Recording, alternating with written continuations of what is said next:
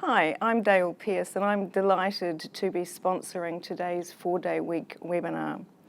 I work across the APAC region where I use leading data analytics and open innovation platforms to help firms build flexible work practices that deliver productivity whilst balancing the well-being of their employees. I'd like to share with you a quote from Andrew's book, which really engaged me when I read his book in January. At the heart of the 4-day week must lie a serious discussion about productivity improvements. The leader must be willing to make the possibly unpopular point to their people that productivity is not a byproduct, but the main event, and everything else, including work-life balance, is secondary. But if it's done right, balance will come. It's that balance that's important to me. Using real-time data analytics and modern information platforms, we can help employees gain visibility into their work patterns, help them understand the choices they're making around where they spend their time. And that then enables us to deliver greater productivity to the firm in terms of profitability and deliver a reduced hour productivity model that helps employees, of course, enjoy more time at home. Thank you once again for participating in this, the second of the 4-day week series of webinars. I hope you enjoy it. Well, good morning, everyone. We hope that you're all enjoying your time and safety in these COVID times. Welcome to our second webinar in the series from the 4-day week in FinTech NZ. Of Bring Your Own Sandwiches. Having slight technical issues here. Our lovely MC James Brown can't hear anybody at the moment, but he will give me a thumbs up when he can. So in the meantime, I will continue on for us both. So we've got a really exciting panel for you today. This session is specifically on the 4-day week. We have a couple of people who have done the 4-day week in their businesses, Margaret Cox and Andrew Barnes, a couple of authors, Alex Pang and Andrew Barnes, and a couple of academics who work in the space associated with 4-day week and well-being and happiness at work. So I will introduce each of them separately as we go through and in order of that. So thank you for joining us. It's a very exciting time in the 4-day week space. Obviously, work is changing and we have no ability to have a different way of working moving forward. No ability to not have a different way of working moving forward. So anyway, let's get on. And with no further ado, I'd like to introduce our first panelist. It's Jan-Emmanuel. Jan is an amazing academic at Oxford University. He has done all sorts of crazy research into why you would want well-being at work. He's a Belgian economist and he is the KSI Fellow and Vice Principal of the Harris Manchester College at Oxford. He's best known for his research in economics of well-being, which has led to new insights into the relationship between well-being and income, productivity, economic growth, and inequality. Neve is also the editor of the World Happiness Report. So Jan, welcome to the stage. Thank you, Charlotte. Thank you, Andrew. Thank you, everyone on this panel, dear colleagues and everyone else listening in. There are a number of things I would like to cover in a handful of minutes. And I would like to start with providing a bit of a historical context. Since Charlotte kindly put me first on this list, it's probably up to me to provide a bit of a context to what we're about to talk about. And then delve into what I think are the channels of how a 4-day work week would work and why it works in terms of maintaining and even increasing productivity. And then I'll end up with some of the challenges that I think we all need to think a bit more about. And I'll finish on that in the next 5 or 6 minutes. So I want to start by saying the following, a bit of historical context. And the important thing is just to look at the data first of how many hours we're all working these days. And you may or may not be surprised to know that since the 1970s in the US and the UK, we haven't seen a meaningful reduction in hours worked at all. We have, I looked up the numbers the other day, and we are at about 1,750 hours a year, which translates to well above 30 hours a week on average to people in the US and UK, and that hasn't moved very much at all since the 1970s. If you look like France and Germany, if you look at countries like France and Germany, you'll find that they're working about 1,500 hours a year. So that's a meaningful difference. And you see, if you look at the trend over the years, you find that that is quite a bit, there has been a progressive trend on that front. And in fact, when I think back at the last meaningful global change in terms of the working week, you already have to go back to the 40s and the 50s when we reduced the working week from 5.5 to 5. I remember my grandparents still talking about having to work on Saturday morning, mostly pointless, even they admitted to that at the time. And then it was reduced to a 2-day weekend, a 5-day working week. But that's the 40s, and in some countries even the 30s. And so it's a bit sad that it takes visionary leaders like Andrew and Charlotte and others to sort of try themselves to move the needle on the progressive front in terms of the work week. And so there's a lot to be said about that. One person, a historical person, who'd be awfully surprised to find out that we're still working 5 days a week rather than much less would be the eminent economist John Maynard Keynes. People on this panel will be very familiar with what I'm about to say, but we need to remind people over and over again of his work and his thinking. In the 1930s, John Maynard Keynes thought that 100 years hence, we'd be working about 15 hours a week. In other words, a 2-day work week. And so for him, the notion of a 4-day work week would be rather a no-brainer and probably still way behind on the progressive arc of so the labor versus leisure time allocation. Now, John Maynard Keynes was obviously quite wrong on his prediction about how many hours we'd be working a week. But he was very right on our productive gains over the same period. So he expected that we'd grow about 8 times in the next 100 years, thanks to technological change and other productivity gains. And he was spot on that front. So somebody who's so right on productivity gains, how can he get it so wrong on how we would translate these productivity gains into hours worked? And here I think there is potential to do much, much better indeed. And the reason why I think a 4-day work week can work really well is because there's channels running from working less hours through work-life balance onto employee well-being and engagement, and then onto productivity. And so the reason why I'm raising this particular channel between employee well-being, 4-day work week, improving work-life balance, improving employee well-being, and onto productivity is because my own research has focused in on the link between employee well-being and productivity. And I think that's key in understanding why in places like Perpetual Guardian, you'll find that moving to a 4-day work week has not reduced total output and increased obviously productivity on a day-by-day basis. So let me tell you, spend a minute or so on the specific piece of research that I think is that special key that allows us to help explain why a 4-day work week can improve productivity and maintain total output even though we're working a day less a week. We worked for over 4 years in a massive collaboration with British Telecom, where we essentially pulsed all of their call center employees every week on how happy they were feeling. And then we matched that with all the performance data about the BT call center employees. And it's quite scary the extent to which we've got granular level performance data about these workers. And the headline result is actually pretty straightforward. What we find is that if workers are in a good mood, they are 13% more productive as measured through weekly sales as compared to a week where they're in less a good mood. So that's and I like to insist this is a causal statement. So we went out of our way, and it took many, many, many years to get to this point. But this is causal inference. So it's evidence at the highest level. So we now know there's a causal link between employee well-being and productivity. One quick point to note, which I think is very relevant to the general notion of the 4-day work week, is that what we found is that workers that were happier weren't working more hours. They were taking shorter breaks. What they were doing is being more efficient with the time at hand. So what we saw is they were doing more calls per hour and converting more of these calls into sales. So it was the social and emotional skills, the social intelligence also, that was heightened thanks to higher levels of well-being. Now, why am I zooming in on that particular link between employee well-being and productivity? Because I think it's a crucial aspect within the larger channel, moving from a 4-day week to higher productivity.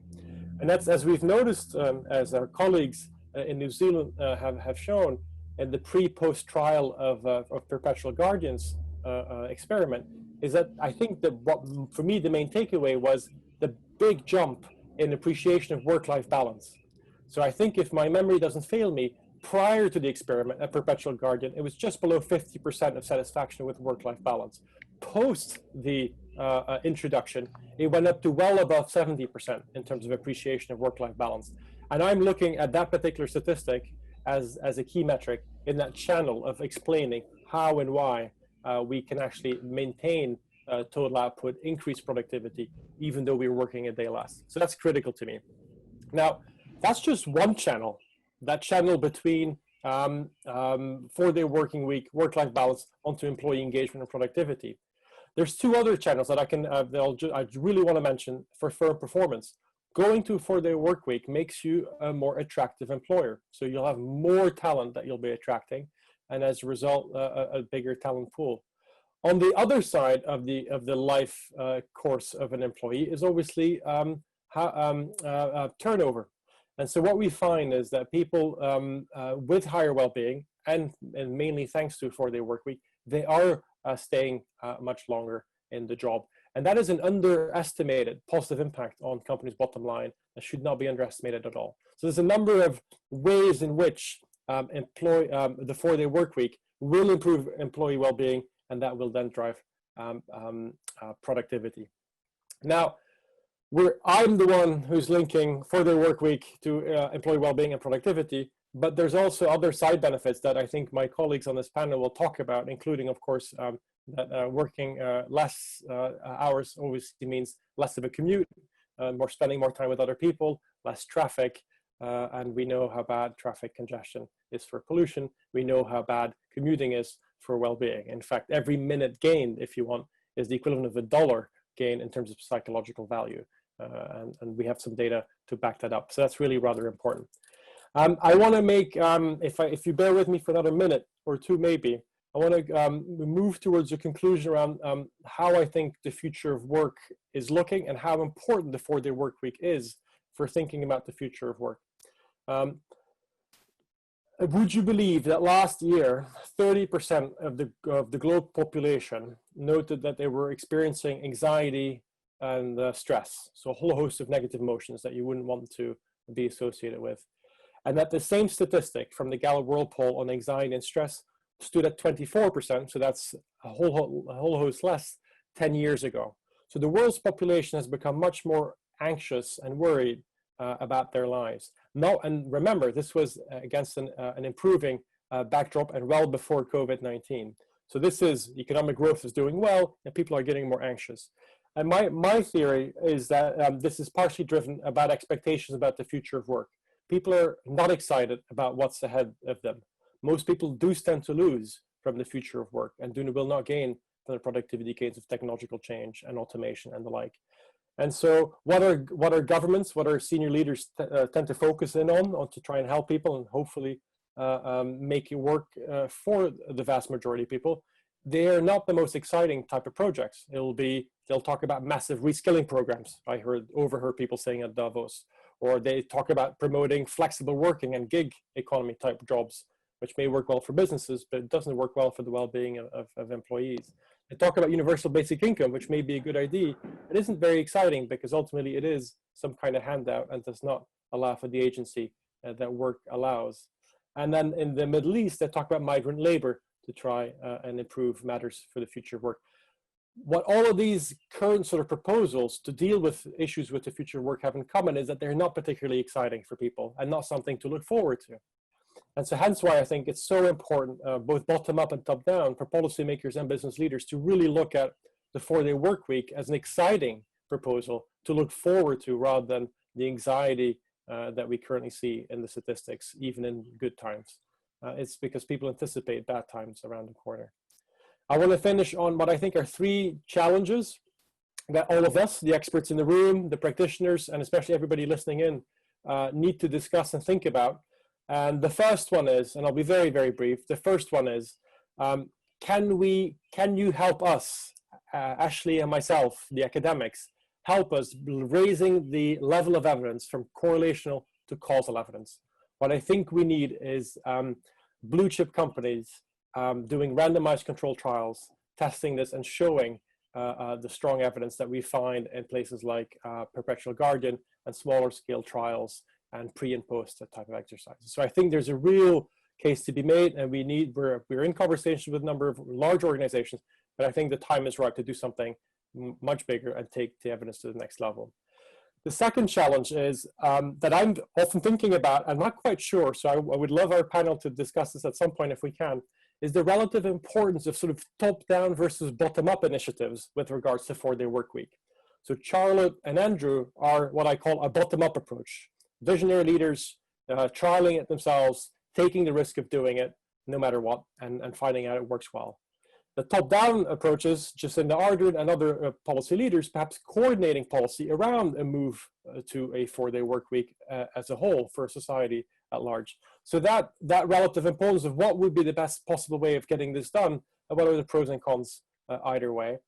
And then finally, perhaps a somewhat sobering note, and I know that Andrew and Charlotte have come out on this particular point recently as well, and the story here is a very personal one.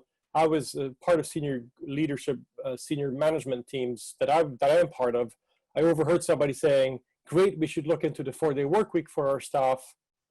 I hear that they may do as much work as they normally do in a week, but we can pay them 80% for doing it. And so Andrew and Charlotte have this notion of 100% pay and for 100% work for 80% and 80% of the time for 100% of the pay. And I'm worried that there's a number of sharks out there who may try and leverage the COVID-19 situation and other difficult situations to try and leverage the research about people can be more efficient and be more and do potentially more in 4 days as much as they would otherwise in 5. But think about this in terms of cost cutting rather than sort of empowering people to do a good job.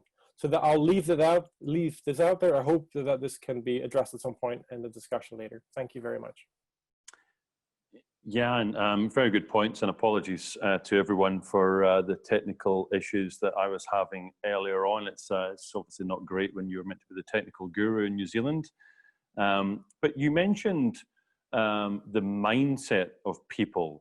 And do you think that when we were moved into obviously forced lockdown around the world, and we had to identify with new technology in order to interact, order to transact, that we will start to question the simple things that we took for granted in the Monday to Friday, 9 to 5 working week. Do you think there's enough momentum to actually get us across the line and really start to look and address some of those things that are now important to us, not only as individuals, not only as a family, but probably more universal, to your point, as a global nation? Do you think we've got momentum to do that? It's a great question. I'm a bit of a pragmatist, and so I don't quite believe in big revolutions, but I think there's an evolution here that's happening. What we have now is proof of the fact that flexible working works, or at least for the people that can work from home. And that is still a vast majority of people. And so what I think so it'll be very difficult for managers now to respond to somebody asking, can I work Friday afternoon or Wednesday morning from home? It'll be very difficult for them to say no, because we've just shown we can. And so my sense is there's the opportunity. So as was the case with Perpetual Guardian, it's about empowering people and have them take the initiative to think about their working week of 5 days, reorganize it, rearrange it. And the ICT possibilities like Zoom, which we're using now, that we weren't using 6 months ago, is these kind of technologies now that everybody's aware of and familiar with will, I think, allow for that reorganization of the work week in teams. And thus, I think, will help accelerate a move towards potentially a 4-day work week because of the efficiency gains of these work from home type practices and cutting out the commute, frankly. It's interesting, actually, and just before we move on to hear from Andrew, when I spoke to people before COVID, everybody was like, "We're very busy." That's the default thing, isn't it? That we're very busy. But interestingly enough, when we moved into the COVID world, because we didn't have to commute, because we didn't have to fly, we were literally jumping, to your point, from Zoom to Zoom, webinar to webinar, Microsoft Teams, Blue Jeans, all these different types of technology that a lot of things were already in existence, but we just didn't maybe adopt or utilize as maybe as much as we possibly could.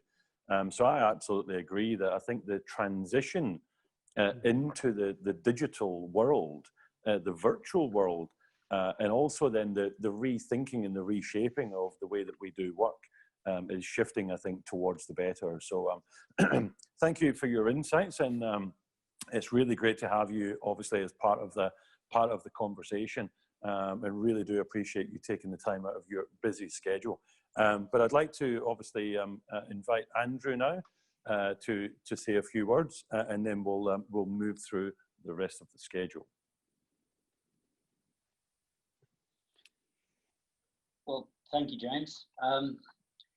What I want to talk about really is one of the things that Jan touched on at the end, which is the threat that employers decide that, especially in a post-COVID world, that this is an opportunity where they can enhance productivity, but at the same time probably manage to drive down wages. So I think there is a concern generally is, how do we get back to full employment? How do we get back to working in a comparatively normal way? And one of the challenges, and it obviously impacts other countries rather than New Zealand, is that even when you are coming back to work, you've got to think about issues around how you have social distancing at work, how you actually operate in an environment where, in fact, you can't necessarily have everybody working cheek by jowl the way they would have done, prior to COVID-19. Now, one of the options, of course, is that if you start to consider issues around a 4-day week, you have an opportunity that you could say, well, look, we can have some of the staff working, Monday, Tuesday, Wednesday, Thursday, some working Tuesday, Wednesday, Thursday, Friday, and also by the time you've done that, you're actually lowering the basic levels of density within a building. And that means you can actually get yourself back probably to a form of working that is, in essence, getting back to normal productivity. You can also, with that, possibly look to extend hours, the beginning of the day, at the end of the day. And that in turn means that you can probably, and one of the things that we discovered when we initiated the 4-day week of Perpetual Guardian, we found that by actually allowing people to work flexible hours, we were actually able to deliver, better service to our customers, because we were able to work longer hours, more at the beginning of the day, more at the end of the day. But I think the big policy question that we face, and I'm seeing it across industry after industry here in New Zealand, is the fact that the full impact of COVID-19 in terms of retaining jobs is only just being felt. Now, to put that in context, if you look across the New Zealand workforce currently, and you make allowances for about 300,000 people who are currently working directly for the government, broadly, all but 200,000 people are currently on some form of job support. And that's out of a total workforce of about 2.7 million. Now, that is not going to be unique to New Zealand. That's going to be something that we're going to see across the whole of the world. So inevitably, a lot of business leaders are starting to think about this issue of maybe trying to retain jobs by cutting the amount of time in the office, dropping down to a 4-day week, but at the same time, taking pay down to 80%. And this is an issue that I know lots and lots of organizations here are actually looking at. Now, the challenge is, what we don't want, as Jan mentioned, we don't want this to become the norm. And indeed, there are some countries, and I think Margaret may confirm that, but as I understand it, in Ireland post the GFC, there was some reduction in working week. There was matched by a reduction in wages. And then when the working week went back to 5 days, wages didn't shift back up in certain firms. So the proposal that we are pushing to certainly the government here in New Zealand, but also to employers and union bodies, is to look at a variant of the German Kurzarbeit.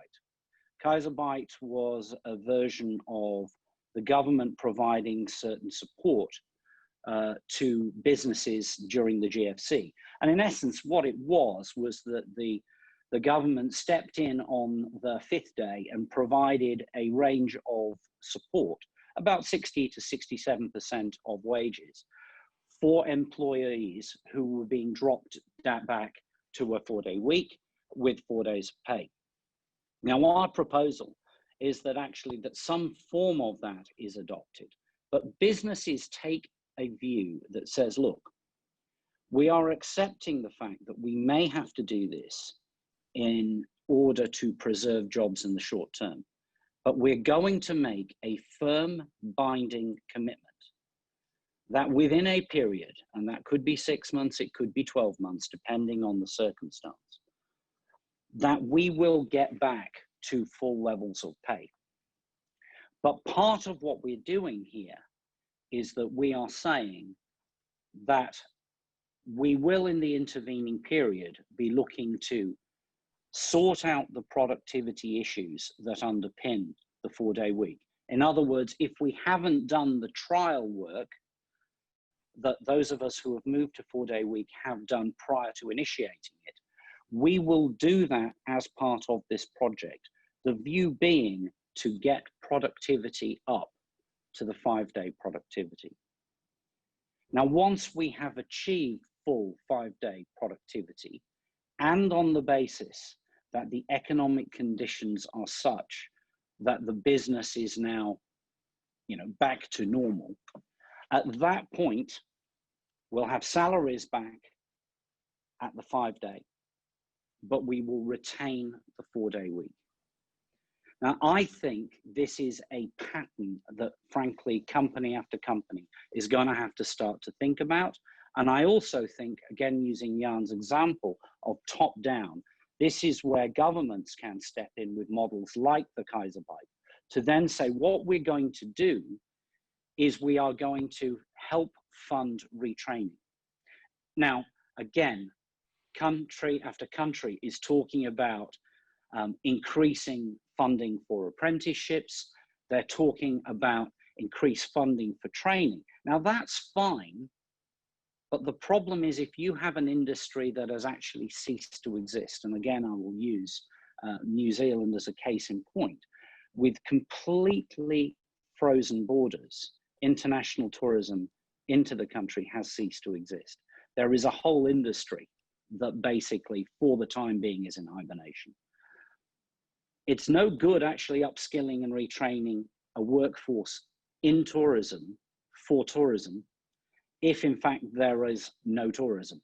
So that's where we've got to start to think about being more creative, to say that in some industries, that will actually be about structural change, and that will be about moving people, giving them the time to be retrained, upskilled, so that they can move out of that industry into another industry. Now, the key point here is none of this is a silver bullet. None of this is a perfect solution.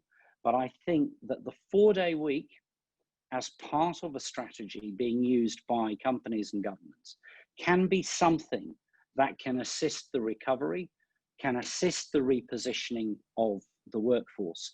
And then, bizarrely, because it does create more free time, because it does create more wellness, that actually then there is a possibility that it itself will actually stimulate more economic activity. That's all I wanted to say, James. And thank you for that, Andrew. So a couple of questions have come through, and I'll start with maybe a couple of easy ones, if I may. So when you were going through the pilot, was it people had to take Monday off, or did they have to take Friday off? Was it set in stone, or how did that work? The pilot was a little bit more prescriptive than we ended up at. So the pilot, basically, we ran it on the basis of you could pick a day. So it wasn't always a fixed day. We have retail outlets, we couldn't therefore shut the business. So, but we did say to people, look, you can pick a full day. What it's morphed into is this 100-80-100. And what that basically says is we're trying to rebalance work time so that it's 80% of the working week, the normal working week. Now that means that you can take a day, you could take 2 half days, you can come in late, you can go home early. You could work 5 days a week and work compressed hours or asymmetrical hours. We don't mind. All of that is just the only real rule we have is that the team has to be able to deliver on its productivity and customer service targets. I think the thing that I really like, and you've mentioned it before, is the fact that actually what you've really done actually is given ownership back to the business. You know, they're in charge of their own destiny in effect, that, you know, as long as the parameters around productivity are actually met, you know, whether you want to come in late, whether you want to leave early, whether you want to take Monday or Friday. And I really like that. And it's, I think it's a challenge, and we've spoke about this before, that some business leaders actually get a little bit mindful of giving that trust to the employee. And that's a really interesting word, trust, when we do talk about the productivity nature of what obviously you and Charlotte have actually achieved. And I really like the fact that unfortunately, it's taken a little bit of a global pandemic to put this really firmly on the table. And we've seen obviously the news in the last couple of weeks with our own Prime Minister obviously talking about this type of stuff.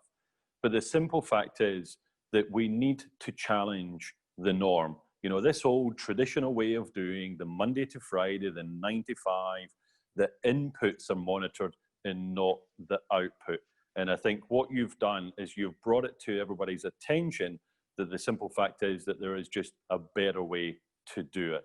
And I really like that. The thing is, what this actually now gives us is the opportunity to think about economic reform, redeployment of people that unfortunately through this pandemic will lose or have lost their jobs, and then the incorporation of technology that actually will actually help our economy thrive, as long as we embrace it and we think about how we actually drive that forward. So I mean, again, once again, thank you very much for sharing your insights. And what I'd like to do now is I'd like to invite Margaret to talk about. And Margaret, you're going to talk about this sort of the 4-day week in practice. And for those that don't know, Margaret Cox, the director of the ICE group in Ireland, and we'll hear about her views and her thoughts in terms of what's happening in there. So Margaret, if you may, I think you've got a couple of slides, and we'll hear from you now. Thank you. Thanks, James, and good morning to everybody in Auckland. I said to Charlotte before we started, one of my favourite cities in the world. I was lucky enough to join Andrew and Charlotte in Auckland in early March, just before the pandemic, and had a beautiful 4 or 5 days around the city. Really enjoyed my time in New Zealand. Very warm people, and it's easy to see perhaps why Andrew's experiment of the 4-day week started in New Zealand and indeed has succeeded and is leading the way across the globe. So my story is very simple, and I'll just move up these slides because actually it's gone to the end. Bear with me 1 second. And Melanie did say to us, she said to us in the beginning, are you happy enough doing your own driving? And of course I said, oh, of course we are. And now I wish I had taken her up on the opportunity of driving it. But our company, a company in the west of Ireland, a small company, 58 full-time employees. We run an agency workforce of upwards of 1,200 to 1,500 agency workers on average during the year. And we have always been in the business of what we see as changing people's lives. And we wondered, well, what's out there for us? Where can we go next? And the kind of points that Jan mentioned earlier on in terms of talent attraction and talent retention. They were two big issues for us as an organisation, small organisation, not one of the big multinationals. And how would we bring in great talent, we train them up, and we create this talent pool that the big organizations would swoop into, take our best people away and move on, and we would have to start again. So what we decided to do in terms of our business, I'd like to share Phelan McDonald. Because every year we hold a SMART Day. And our SMART Day is when we stop, we measure and review what we've achieved, and we think and we learn. We work together, and we bring everybody together from all our offices. And it's a key date in the calendar of ICES Group. This year, the challenge was to improve our performance to become a world-class organization. And we had the idea that we were going to follow the tagline that we were going to be bloody brilliant. I was actually living in New Zealand when Perpetual Guardian announced their 4-day week trial in 2018. So when I made the decision to move home, moving away from a country that really prides itself on work-life balance, I never believed that Ireland would give me the same opportunity. So a massive thank you to Margaret and Phelan and the team for making this such a huge success. So those are two boys. Phelan McDonald is my co-director and partner in the business. And Fiona, as she said in the video, joined us from New Zealand. She had worked with us before in ICE Group, headed off to New Zealand, spent 10 lovely years, I think, there, and then eventually came back home because Irish people tend to come back home if they can. But what we realised that is, as Phelan had said, we wanted to be bloody brilliant, and we could focus on our customer if that was what we wanted to do, but we needed to focus on our staff because our customer is never happier than our staff. And what we wanted to do then is to ensure that, sorry now, apologies, next. We decided, what can we do here? And I know you're looking at this slide and you're wondering, what is this all about? But when we came up with the idea of the 4-day week, Phelan looked at me one day and he said, you know, we've been talking about this for a long time. Is it something that we can truly do? And I said, well, let's have a think about it. Let's see what we need to do. Let's work it out, see what the challenges are. And the first thing that we did is we put together a pessimist committee. And this is a picture of, you know, 3 very smart gentlemen in the UK who are working through the process of Brexit. And Brexit is a distant memory now, taken over by COVID-19. But we figured, okay, let's pull together a team of people from the organisation who would be a very small core group, and we would discuss the idea, because our problem and our concern was, if we were to start talking about this idea to everybody and then decide that we wouldn't do it, we would have created a revolution and we would have lost. We wouldn't have created a revolution and won, because everybody would have been so disappointed that we wouldn't have happened, because the prize is so great. If you can do your job in 4 days, and in our case, we're slightly different to Perpetual Guardian. We work a 3-day weekend. We call ICE Group the home of the 3-day weekend. So you're either off on a Friday, Saturday, Sunday, or you're off on a Saturday, Sunday, Monday. And you do the rest of the 4 days, that's when you do your work. You're 100% productive, as Andrew and Charlotte have spoken about. You're paid 100% of your wages. There's no deduction to your salary, but you have 3 days off every single weekend. So it's like a bank holiday weekend every weekend in ICE Group. And it was really interesting to hear Jan talk about the happiness, the happiness factor. You know, our business is customer service and sales. And if our people are happier and they're selling more, what's not to like about that? So moving on, we set up our pessimist committee, and I'll try and get the next one. We pulled all of our staff together. We created a training day and a training event about it. And one of the key things at the end of the day was we presented everybody with their own magazine, with their pictures on the cover. These are all people who work for us, and everybody brought home to their family and their friends their Person of the Year award, because they were going to become the Person of the Year in their family, in their community, with their husbands, their mothers, their fathers, their children.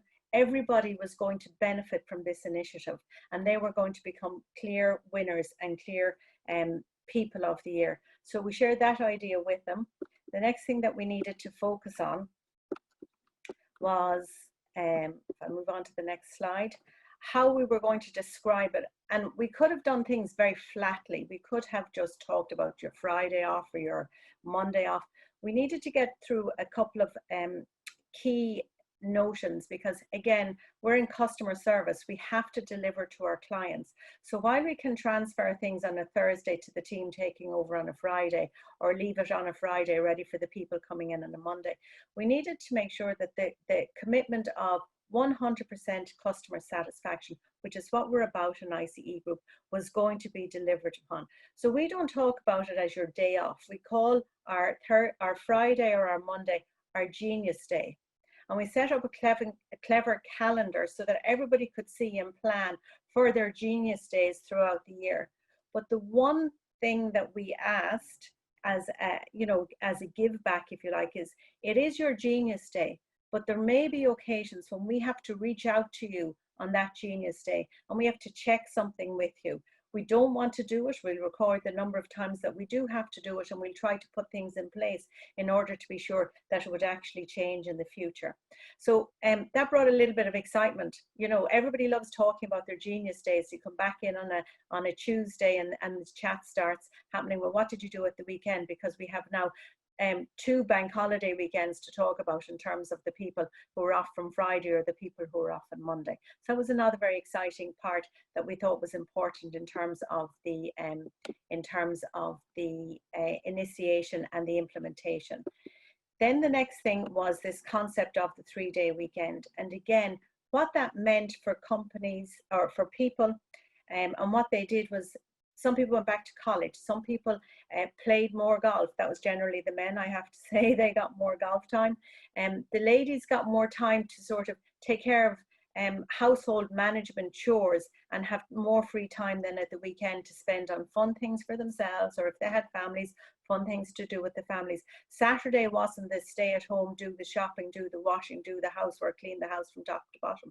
Saturday now became a day of leisure, the way it's supposed to be. So we had that 3-day weekend, but we had it every single weekend. So we have the benefit of feeling so energized, so focused, and so enthusiastic every day we come back to work after the weekend. The next thing that we looked at was, from a business point of view, what were our targets? How would we know that this was a success? Because it's all great and everybody can go away feeling happy, but if we're not, from a business point of view, successful, it's not sustainable, and we're back into that conundrum. Do we go back to a 5-day week? Do we reduce wages, or how are we going to manage it? So our target was to maintain our productivity, maintain our sales, and maintain our costs. And we were targeting to reduce attrition, short-term absences, and staff travel time. And they were very clear objectives that we shared with everybody, and we were very clear about from the very beginning. And I think I have a video coming up next, and my mouse has disappeared on me, so bear with me for 1 second. It's phenomenal. You come in on a Monday morning, or people come in on a Tuesday morning, and they're, as they say in one of our teams, they're focused, energized, and happy. They want to get their work done. They work hard when they're here, and then they go and live a great life when they're out of here. 2019 has been our best year ever for productivity, for profitability, for happiness. The only thing I wonder is why I didn't do this 10 years ago.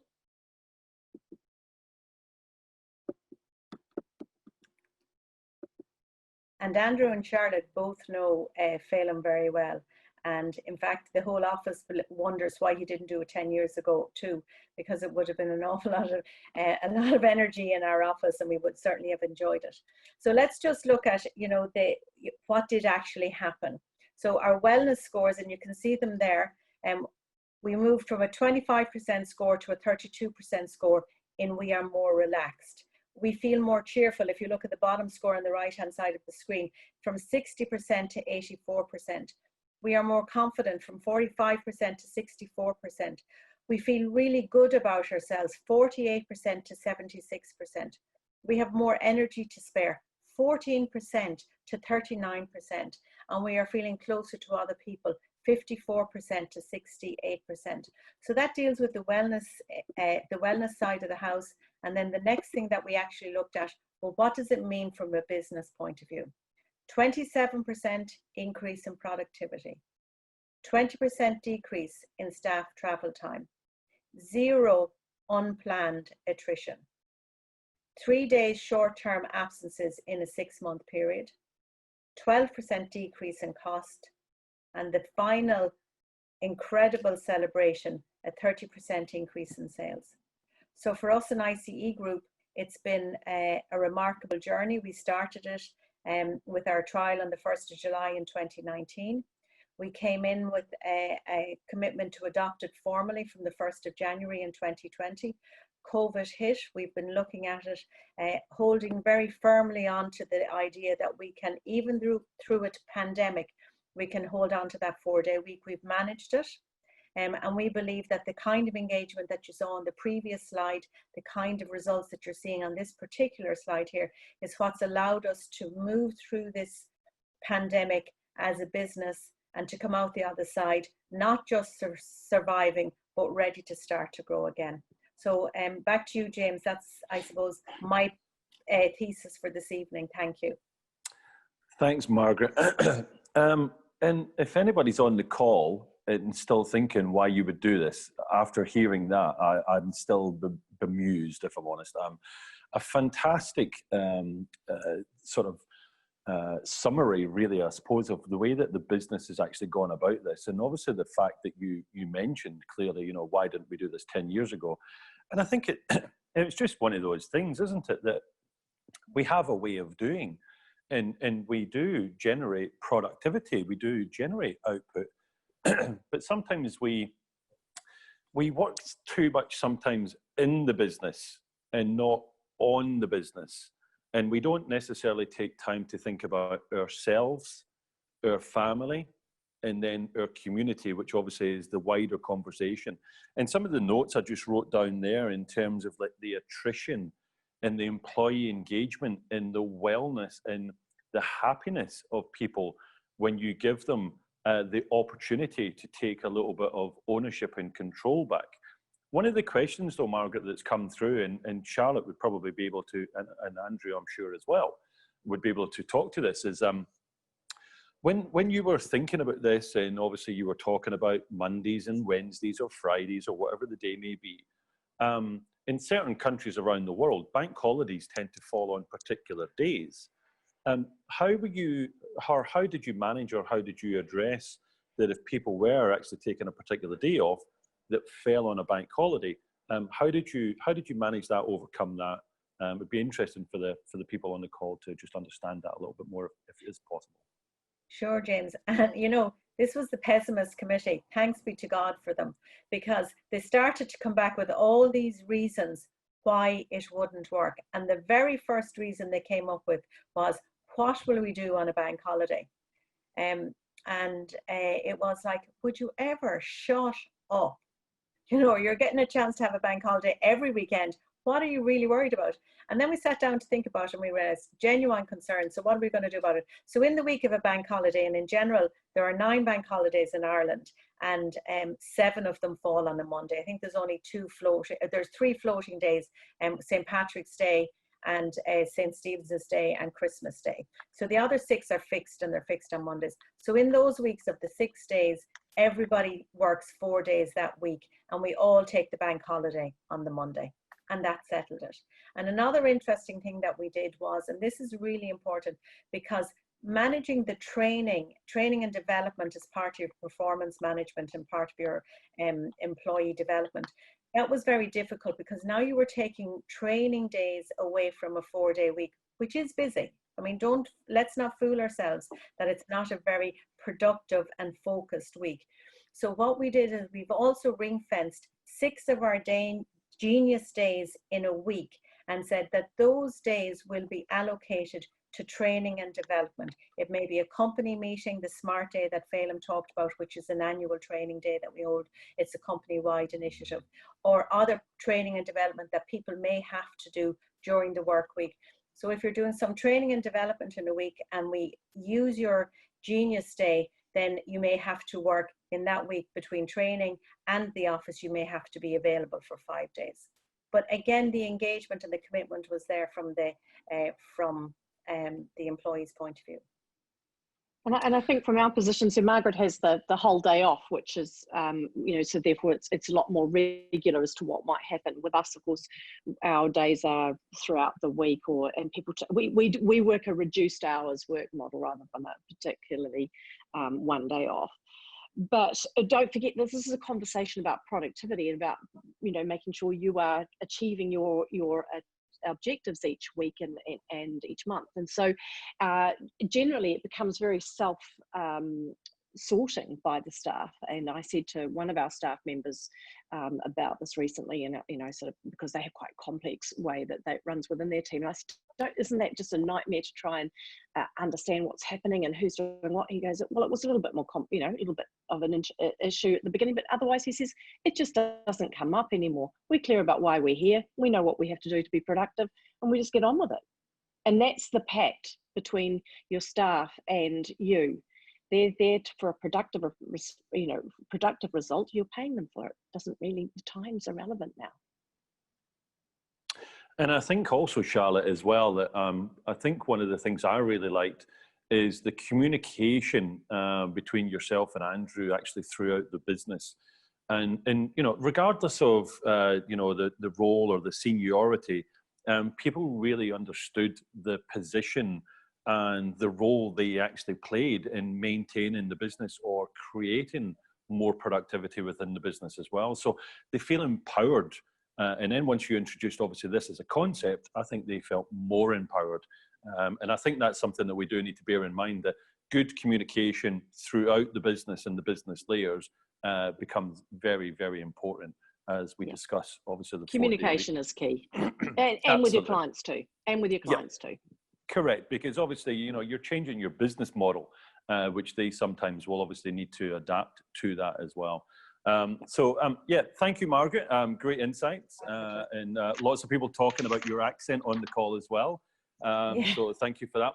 Alex, I'd like to come to you now, because I mean, you've been a very strong advocate about this. You know, you're talking about the pandemic and the new paradigm.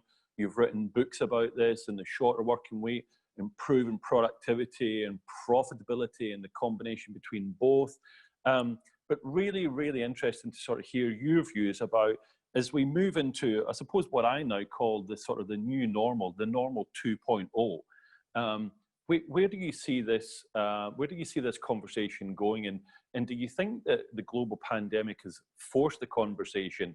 And do we have the opportunity now to actually, let's be honest, actually, you know, recreate the way that actually we've just done business on a day-to-day basis? So really keen to hear your views. Well, thanks very much. Very briefly, I think that the answer is yes, that there is, you know, one of the things that the pandemic has done is that, you know, on one hand, it has created a necessity to adapt how we work very rapidly under very trying circumstances. But I think it's also revealed, often in companies that thought that this was never possible, that they could make rapid and profound changes in how they operate, how their people work. And I think this opens, you know, the question of, when we go back to something like normal, what does that have to look like?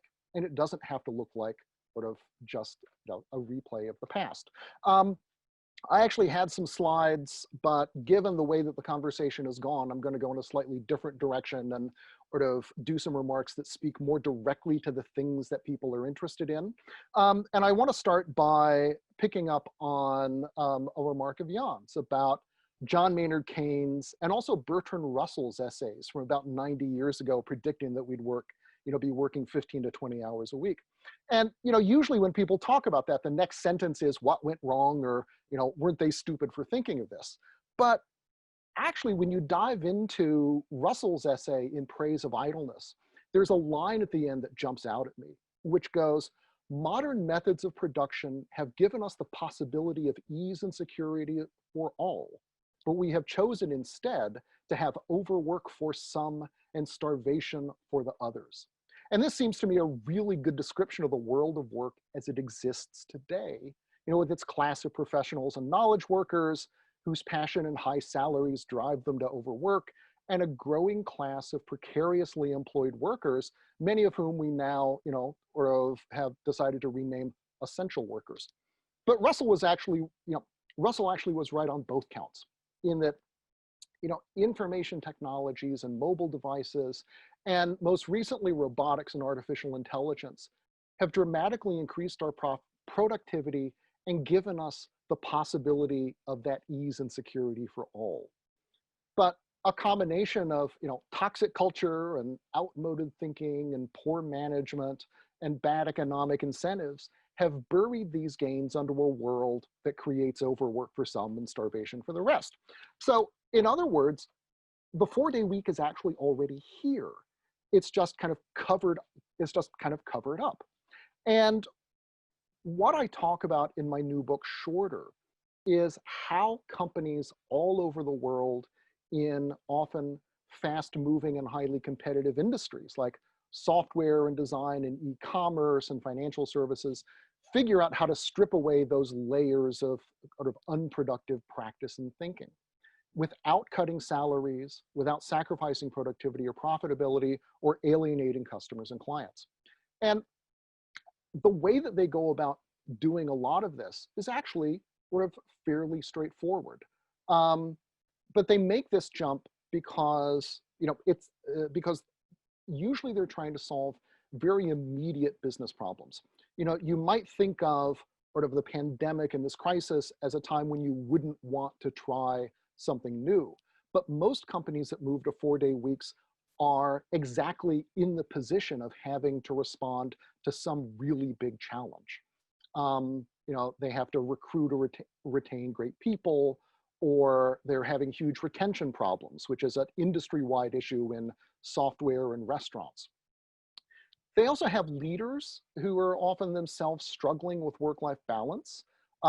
Lots of the founders of companies that move to 4-day weeks come out of places, consulting companies or tech companies, and are, parents of young children, and they want to have the space to think creatively and be more innovative. And they also finally want to build sustainable companies that don't burn themselves and their employees out, but are built in ways that help them do work that they really enjoy. So how do you do that? Well, it turns out studies of office life conclude that most of us lose about 2 hours a day of productive time to pointless meetings and distractions and multitasking. So if you can just clear away that, you're a long way to being able to fit 5 days work in 4. And companies therefore start by shortening meetings, reducing the number of meetings that they hold. They encourage better use of existing technologies. They encourage people to experiment with new tools that help them be more productive. And they also redesign the workday. So setting aside periods when people can work in a very focused heads down way on their most important tasks, and then having other times for doing things like meeting clients or socializing. In other industries, it works a little bit differently, but it still works. So government agencies and factories and repair shops will often move to 6-hour shifts, but expand the number of hours that they're open. There are even now medical schools in the United States. Stanford started this last year, and University of Miami will start this fall, that have moved from 5-day teaching schedules to 4-day, where they're doing 2 days of coursework and lab study and projects, and then they have Wednesdays off, and then another 2 days organized around another problem. So there are a whole variety of different ways that companies and organizations are finding to reduce working hours without actually sacrificing productivity or learning or such. Now, and this is true even in hourly work, where what turns out to be the case in, let's say, nursing homes is that while you may have to pay more for a larger staff if you go from 8-hour shift to 6-hour shifts, places that do this end up actually making that money back because they don't have to spend as much on recruiter fees, they don't spend as much on temp agencies, and they also have far higher quality of service. So, it's not just about like everybody just working faster, but rather, figuring out how to work fewer hours while maintaining the same levels of profitability and productivity and quality and creativity. And what's striking, I find, is that all over the world, there are companies that report really dramatic increases in their profitability, in their productivity levels, and also, as Jan suggested, increases in health and happiness. People have more time for exercise, they have more time for hobbies, for spending time with families and children, and it also benefits companies, right? Almost all of them report higher revenues and profits. Companies fighting for talent can get more senior people who've done their share of late nights and want to keep doing great work, but in a much saner kind of an environment. And retention rates go way up. Another important thing is that it kind of encourages people to be more experimental and to have more of a kind of growth mindset. And I think this is going to be important for companies in the future as they deal with the next wave of the pandemic, or other kinds of other kinds of crises, because when you have a workforce that's accustomed to taking on really interesting, significant challenges in rethinking how they ought to work, in how they deliver services, doing this under the conditions of a lockdown can be sort of less stressful and sort of less alien for them than for other companies. The other thing that I would highlight is that the shorter work week can change the way that companies hire and who they look for. As one founder put it, anyone can sit in a chair for 12 hours a day, right? But companies that are working 4-day weeks tend to want employees who are experienced enough to successfully redesign their work. They need people who have strong organizational skills, people who can both collaborate and ruthlessly prioritize. And what they tell me is that the people who have these qualities are often like working mothers who around the world still have to fight to maintain the same responsibilities that they have before becoming parents. What's often the case is that labor markets value being able to stay late and not have a life. But when you reduce working hours for everyone, being a parent goes from being something that you have to take a penalty for to something for which you can demand a premium. And then I think finally, a more widespread adoption of the 4-day week can benefit countries as well. One of the things that I was struck with in the first couple months of the pandemic was that some of the places that went into sort of a response and have come out of it more quickly have been countries that are kind of hotspots for experimentation with 4-day weeks. So Denmark, for example, South Korea. And these are places that have high levels of social capital, that have high degrees of trust between, higher than average levels of trust between employers and employees, or between people and government. And I think that it is no surprise that those things turned out to be sort of connected. And so the last thing that I would say is that I think we're at a moment where it's clear that we're both going to be able, we've seen that we don't have to work the way that that we've become accustomed to. And indeed, that we have an opportunity to create something better, to deal with the kinds of enduring problems in work-life balance, with overwork, with the kind of public health crisis of burnout, and that we can begin to address these issues and also create workplaces that are safer, that are more resilient, that are better able to deal with crises. And that the 4-day week can play an important role in making that happen. So thanks very much. Yeah, thanks, Alex. And just before I come to you, Ashley, I mean, I've made some notes there. Really, really interesting. Some of the comments you made. I mean, I actually think about the health and the well-being of individuals, especially when you actually think even simple little things. When we talk about the flexibility of work, how many times have we been in an office environment when someone's left at 2:30 or 3 o'clock in the afternoon, and a number of people shout out, "Part-timer." No, we don't actually always think about the negative impact that actually has on that person's health and well-being, because some, not all, maybe being not too generalistic, but some actually then think about actually, what do they think of me that now I'm leaving the office because of that, and the negative connotations that I actually have. So I absolutely agree with you that this is a game changer, and we've shown that, we've seen the research, the productivity, the health and well-being and everything, and now's the time for change. So absolutely all your points resonate.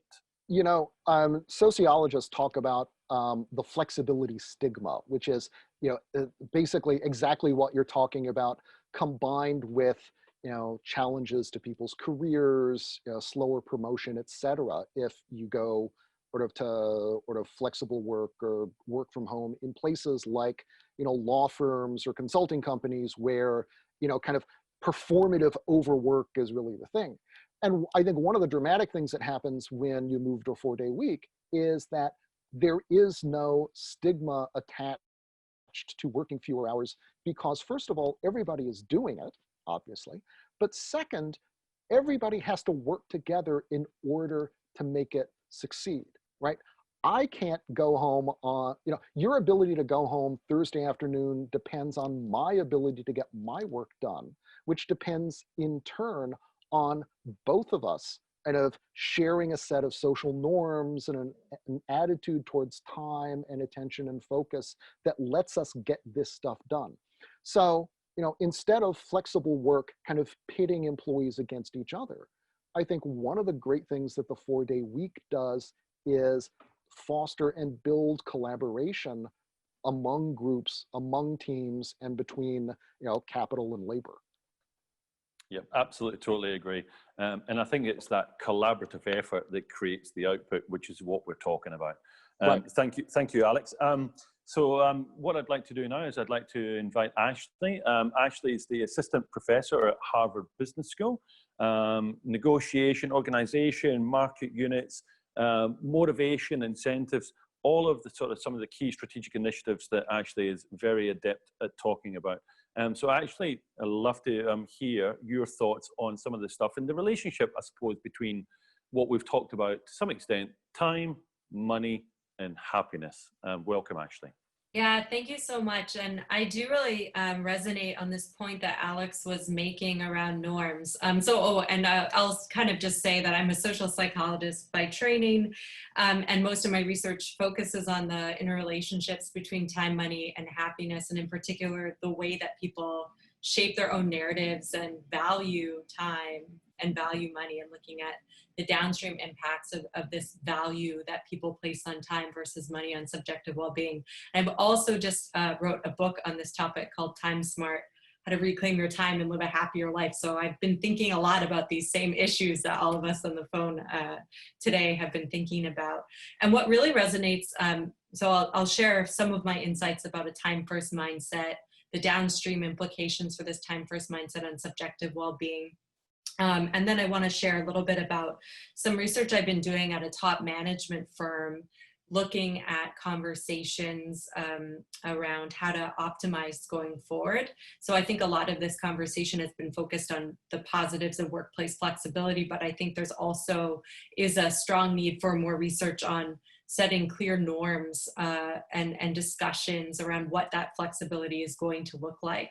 And so I'll share a little bit of some insights that we're gleaning from some of our research in this forced experiment we're all in and working from home during COVID. So I want to just kind of start off with this quote that I think actually summarizes some of the comments I've been seeing in this chat window. so what Ed Diener is a subjective well-being researcher, and he says probably the biggest insight is that happiness is not just a place, but also a process. So happiness is an ongoing process of fresh challenges, and it takes the right attitude and activities to continue to be happy. So a lot of what we're talking about is keeping this growth mindset in trying to think about what a 4-day work week could look like, what could a flexible mindset look like, and not only how to structure time outside of work, but how to help employees be productive with the time that they have at work. So how do you both create this balance between creating enough time outside of work, but also maintaining efficient time at work? And so a lot of my research focuses on how to help people get more positive time, both within and outside of the workplace. So a lot of my research interest in this area came out of a lot of large-scale data sets that I have showing that people, although our work hours have been pretty constant, have never felt more time poor. So in large-scale surveys of working Americans that I've analyzed, about 3 million Americans, over 80% report feeling time poor, which is the feeling that they have too many things to do and not enough time to do them. And in some of the analyses my collaborators and I have run, these feelings of time poverty have similar effects, negative effects on happiness as unemployment. And time poverty has effects not just for knowledge workers, not just at the top end of the distribution, but people who are kind of middle and lower income workers are also disproportionately affected by time poverty due to something that Bridget Schultz and others have term time confetti. So lower income workers might be having to sustain themselves via multiple jobs, and so their time might actually be even more fragmented. And this feeling of fragmentation around time is a major psychological driver of our feelings of time poverty. So time poverty is part objective. The demands of our workplaces have gone up as the output that we're producing in many of our jobs is less clearly defined. So our promotions are based more on subjective evaluation, which means, you know, we rely on heuristics like the person who spends longer in the office is the one who's doing quality work. So we start inflating in our minds using these heuristics of quality, since quality is now harder in our workplaces to determine. So it's partially real, these feelings of time poverty, but it's partially perceptions. We have these ideal worker norms that we rely on, both to evaluate our own and others' performance, but also our technology plays a role. So this is the idea of the autonomy paradox. Our technology was supposed to free us from always having to be in the office, but now we take the office everywhere with us. So it's the question then becomes, how do we create norms around communication and norms in our office, not only around the hours we're going to work, but how we're going to communicate with one another so that we have productive and freeing time at work while we're there. But just to kind of talk a little, and so one strategy that my colleagues and I, and that Alex had mentioned a little bit, is scheduling proactive time. So this is time where you're spending on important but not urgent tasks and really thinking about time blocking and getting the entire team on board for a time first approach where we're thinking about not being constantly available, but rather we're thinking about blocking time for ourselves, given that time is, and being time focused is not something that should be seen as a detriment to the team, but actually should be seen as a positive. This goes back with something Margaret was saying earlier, which I really liked and really resonates with a lot of the research I've done, is that broadly we need to think about taking a time first mindset as something that's pro-social as opposed to selfish. I think a lot of the conversation around putting money first, people say, well, I shouldn't do that, what other people rely on me.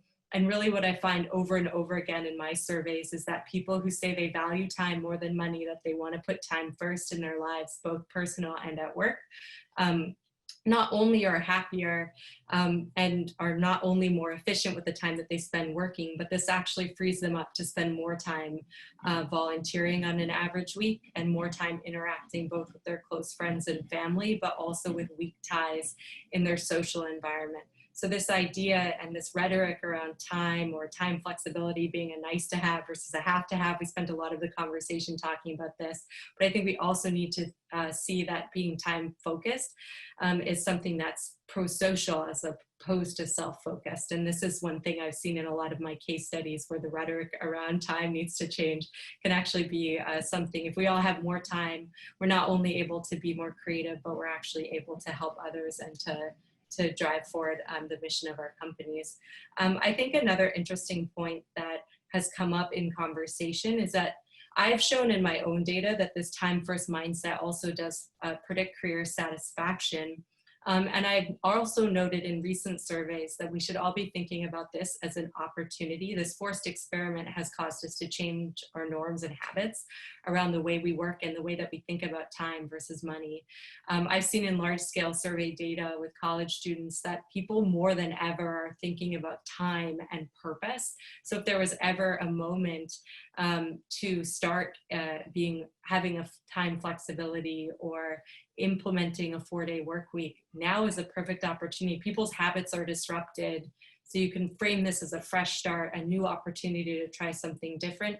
And people across the age spectrum, not just the college students I've been tracking, are looking for ways to retain some of the positive elements of the working from home environment, spending more time with their families, and are really hungry to maintain some of this time focused, purpose focused, and reflective thinking that they've been doing during this work from home forced experiment. A couple of other points that I wanted to make are with regard to the qualitative data that I've been collecting. So I think a new frontier of conversation is, and I touched a little bit on this already, is not just, moving the conversation to a time-focused conversation in workplaces, which I think initiatives like the 4-day work week have really started to move the needle on, in terms of time being less of a taboo and more about something we can talk about and ask for, even at work. But also we need to begin the conversation and think about, how do we optimize the time off? So if we give everyone a day off, and maybe it's at different times, are we still interrupting each other or not? What are the norms that we're creating around the off times that we're building in? This I really see as from some of my interviews as sort of the new frontier of what we need to figure out as we build the future of work. My colleague and I have started to devise typologies of time, these building blocks, these essential fundamental nature of work that we're going to need, and that in the virtual environment don't always exist. I saw in some of the chats, boundaries, breaks, transition points, those have come up as key areas that are often missed in the virtual environment. Huddle time, so the sense making that happens after a major meeting, not just being in the meeting, but talking with your colleagues in the hallway about what that meeting meant. So observing and building in some of these different types of time into a virtual environment seems really important to understand these informal interactions that we're now missing, and that employees are feeling that they're really missing out on, and also building in red light and green light time, very clearly communicated norms around when I'm going to be off and unavailable because I'm doing deep work time, or I'm working with my, I'm working on something in the house, or spending time with my family, versus green light, I'm totally available, let's go, let's talk through an issue, let's have our virtual version of a hallway conversation. So as we begin to have these conversations around building in more time off, I think the conversation also needs to start including, well, what are the norms around of engagement?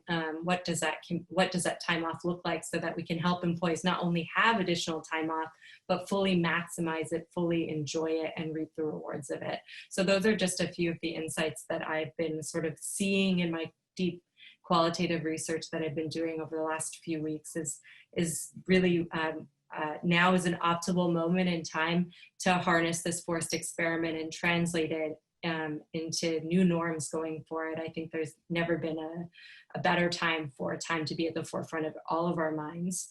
So let's capitalize on it. And as we do that, think very carefully around the norms of engagement, particularly around technology and teaming, and building in explicit times of social interactive time, deep work, and personal time, especially as in a virtual environment, the lines do become more blurred.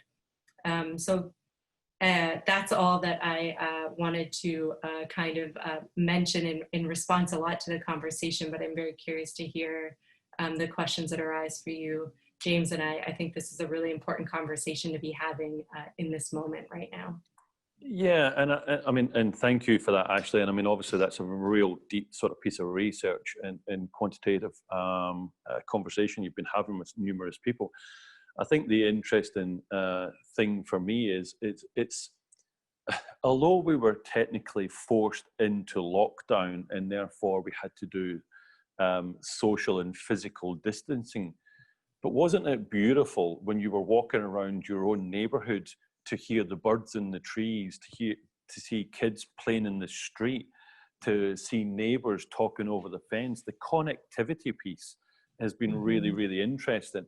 And I think that goes back to some of the comments from Margaret and Jan, and also from Alex, that we're redefining the norm. I mean, let's be honest. I mean, this is what we're actually talking about. What does the future actually look like? Not just for us here on the call, but actually from a global perspective, to the way that we do work, for the time we take for ourselves, you know, but also having the opportunity to actually question, do I really need to be in this meeting? Does it really need to last for an hour? You know, how do we condense that we actually all get the best from that? And I think that the conversation, and I go back to this concept of the ownership. When people are given the ownership to run and maintain their own destiny, therefore they are allowed the input, and they can input into the way that the organization thinks, feels, and breathes.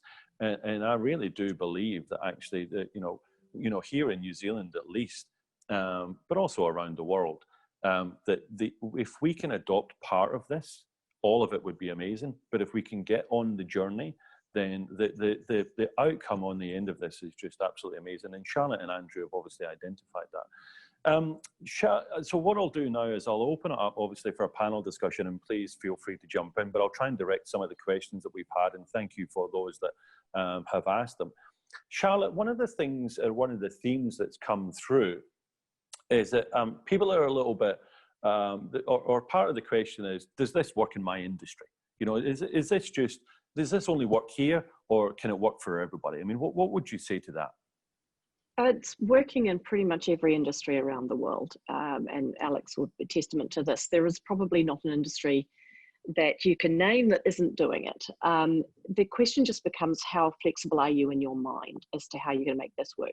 Henry Ford is attributed to saying, whether you think you can or whether you think you can't, you are right. So when you say that'll never work in my business or that'll never work in my industry, I'm sorry, you're just right. However, there'll be other people who have a different attitude to that. A lot of the time we talk about how you make a 4-day week work in an office environment, and there's lots of conversations around how you manage your time. But I mean, I have a case where a company that's in manufacturing started on a 4-day week, and they started because their night shift decided that they really weren't happy with the way that they were working on the production line. It didn't work for them. They're sitting in the lunchroom or the evening room or whatever it is when you're on the night shift. And they're like, I don't like my bit of the job. I don't like that. And they actually adjusted the way that they did their workflow amongst themselves, took that to their line manager and said, look, can we do this? And they made their night shift, which of course in any production line environment is the least productive, they made it the most productive in that organization, and that shift got Fridays off as a consequence. So sometimes this is about how you actually understand what that is. We had the finance minister in Ireland, Margaret, who said, if we went to a 4-day week, that would mean my budget would blow out by this, because he basically just added in another 20% of salaries, but fully admitting that he hadn't done any research into why it may or may not work. When we value time, you can't measure productivity properly. And so what we're talking about is how you actually shift away from a time conscious conversation in terms of the work output, and you measure it more in terms of why we are at work. People often say to me, well, how do I measure the productivity in my business? And I'm kind of like, why have you employed anyone? The reality is we don't know. It's very common for people to not truly understand how they're going to do that. And so this process, the one that Margaret went through, the one that we went through, the one that we recommend that everyone goes through, which is run a trial, let it be employee-led, run it from the bottom up. That is how you find out how it will work, not just for your business, but possibly also for your industry. And hey, just Google it. Go onto LinkedIn or Twitter or whatever, type in hashtag 4-day week. You will find thousands of companies that are doing it, and you'll certainly find one in your industry too. Yeah, and I mean, I think, you know, and I suppose, you know, let's be clear. I mean, you know, if there are organisations and people on the call that want some more support and more input, I mean, obviously, you know, yourself and myself and Andrew are here to obviously help support that conversation. But I go back to some of the comments earlier on from Jan, or from everybody actually on the call, and this concept of wellness in time. You know, you speak to individuals before COVID, during COVID, that I'm busy, you know, I'm tired. And I think what this does is it takes us, or it forces us to give a little bit of stock and take the time to think about what's important actually for ourselves and where we allocate some of that 24 hours to individually, family, community, collectively. That, you know, we can start to talk about things like, you know, climate change and where this actually plays a role. And we've seen a lot of that actually in terms of the pictures from satellites that, you know, nations and countries actually are just much clearer and in fog and smog free. But a question I will just put to the panel, in terms of when you've talked to people about the concept of flexible 4-day week, is it that CEOs or C-suite have struggled with the idea, the trust element or the transparency? Like, you know, what are my people doing if I can't see them? You know, and I think that we talked about the sort of the time, the bum on the seat. So yeah, happy to throw that out. But Charlotte, maybe if you want to jump in, but I'll be keen to hear from the rest of the panel about that trust concept. I mean, that's, you know, what people say to me, why don't more companies do it? It's fear. In reality, it's fear. CEOs know how to manage with a red pen. They want to, if they're charged with finding more money, they will simply cut costs, which generally means cutting staff. The reason why the bottom-up process works, and so there was a question before about with lean manufacturing as well, is that it's a win-win. You are giving your employees the task of finding how to get away from work faster, so they get the benefit. If you just say to your staff, we want you to be more productive, they hear you're going to have redundancies and you want those who are left behind to do more with less. Well, those two things don't make for a happy workforce. And so when you go back to what Jan and Ashley are talking about, is that actually it's the combination. You can't do one without the other. Productivity is what businesses is there for. And post-COVID, we need businesses to be very productive. We need them to be profitable. Who's going to pay tax otherwise, right?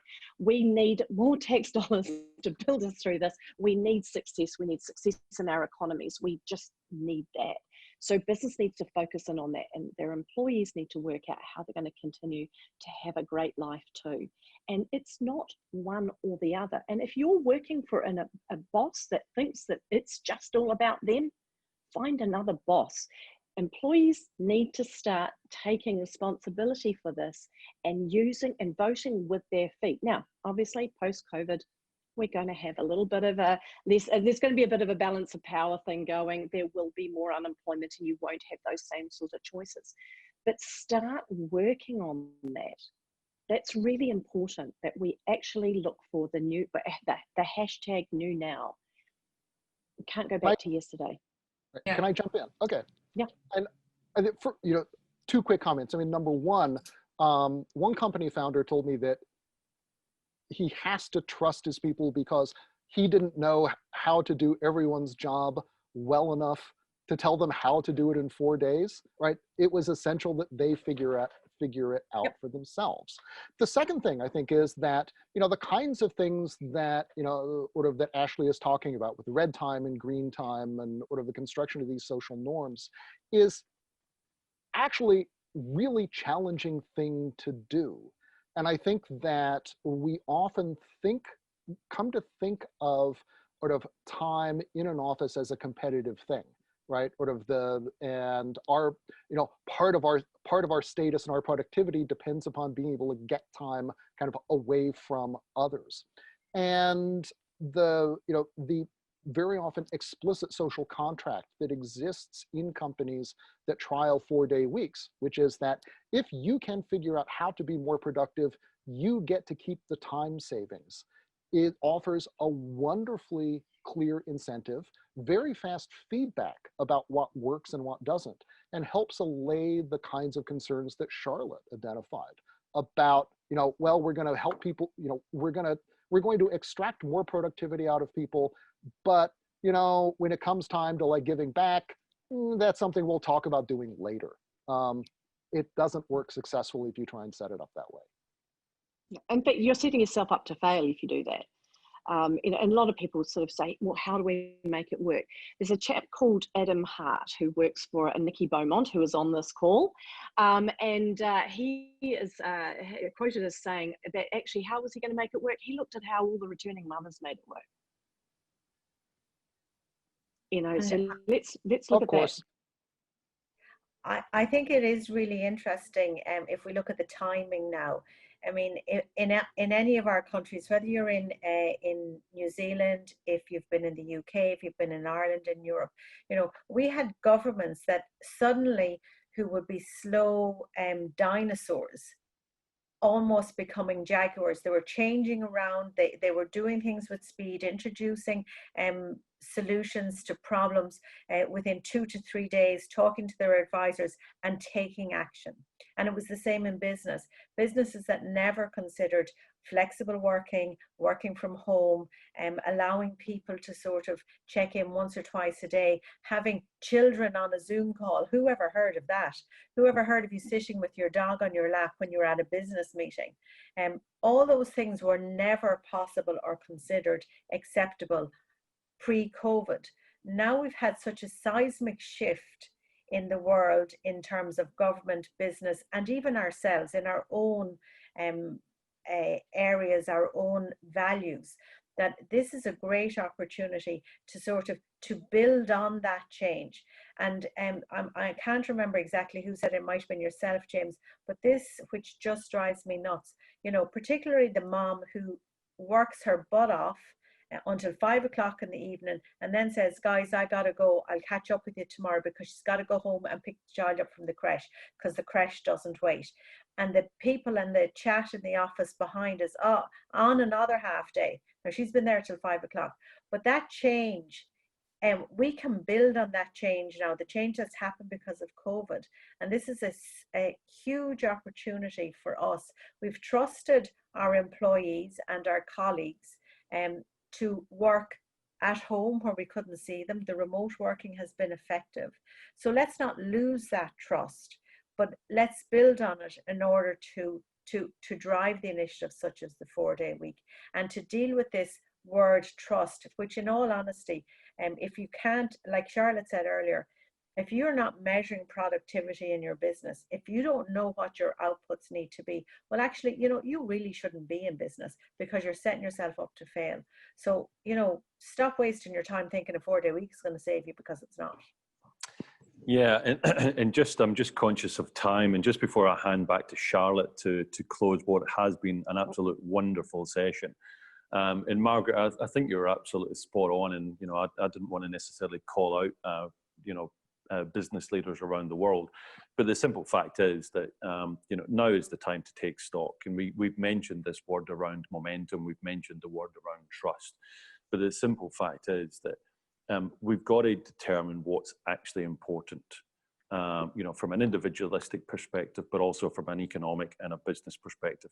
And everybody that's been on the call, in terms of Jan and Alex and Margaret and Charlotte and Andrew and Ashley, you've all talked to those points. And I think that, with the collective power that we actually have just during this session, just alone, I think actually gives us the opportunity to really change and redefine the way we think about work, productivity, efficiency, the utilization of technology. I mean, from my background as well. So the opportunity is now.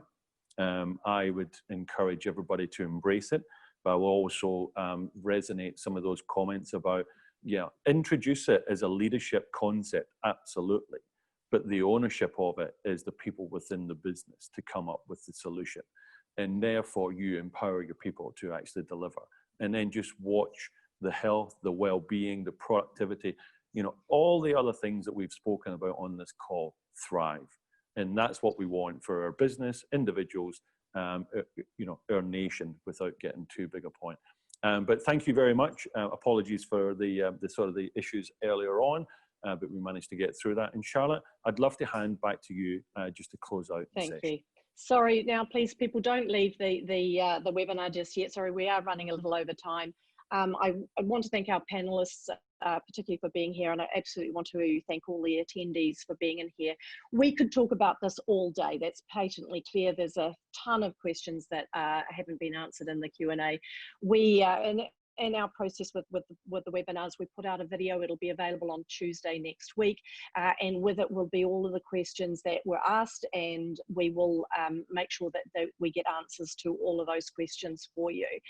We are running this as a series. There will be an update as to what the next webinar is on our events page shortly, and we actually have a series of them planned. The next one's going to be on flexible and remote working, and the following will be on the technology needed. But there's obviously lots of other conversations that need to be had. This webinar has been sponsored by Dale Pierce, who is an amazing woman here in New Zealand. She's worked all around the world and the Asia Pacific region specifically, and she supports businesses with their productivity, helping them with the technology things that are necessary to make that happen. So she will be part of the conversation with us moving forward. She also represents a company called Sapiens, and they will be our sponsors for the next webinar. So I really thank you all for being here. Fire in your questions into the Q&A. If you don't get your question into the Q&A, flick them through as an email to either myself or Mel or James, and we'll make sure that that's all there. The video will be available, as I say, on Tuesday. It will be as its entirety, but we will also break down the individual panelists into separate videos as well, so you will be able to see all of that. So I really thank you. Sorry, Andrew couldn't stay; he had to take off. But we really do appreciate you attending, and keep those questions going. And let's have a 4-day week in 2020.